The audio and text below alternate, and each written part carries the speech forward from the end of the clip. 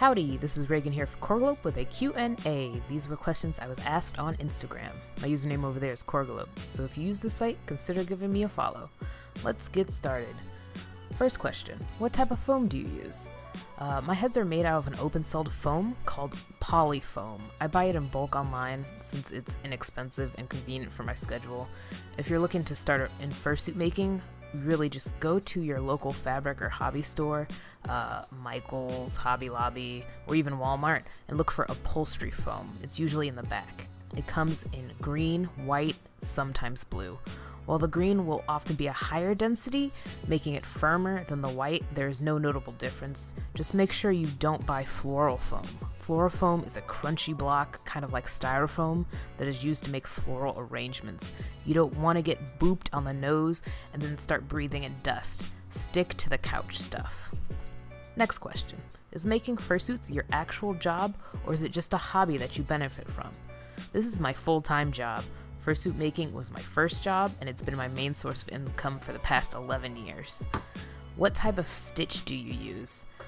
The majority of my sewing, bodysuits, paws, heads, etc. is done on a machine with a zigzag stitch. A zigzag stitch allows a little stretch in your seams, and it gives me the peace of mind that I'm getting all of the fabric.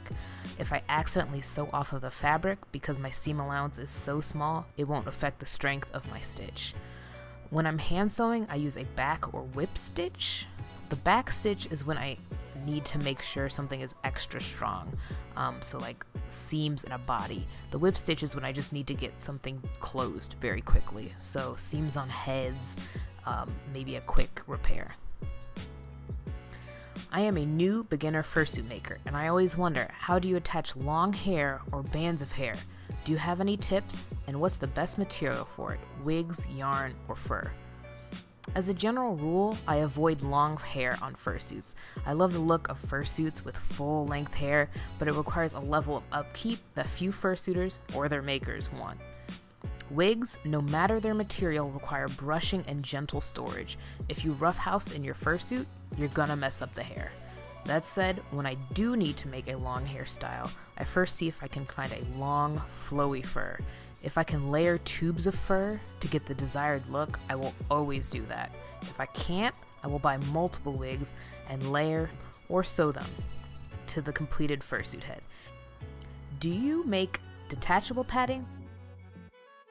All of my bodysuits have sewn-in padding that can be unstuffed for washing. I love fursuiting in padded fursuits, but I was always unhappy with how the padding would shift around if you are a high-energy fursuiter. Sewing in the padding means the outside look of the suit stays consistent and the suitor doesn't have to worry about their butt sliding away. And that's all the questions. A little weird way to conclude the first Corgilope Q&A. Do you have a question for the next Q&A? Leave it in the comments below and use the hashtag questionLOPE. That's QUESTIONLOPE. Thanks for listening. See you next time.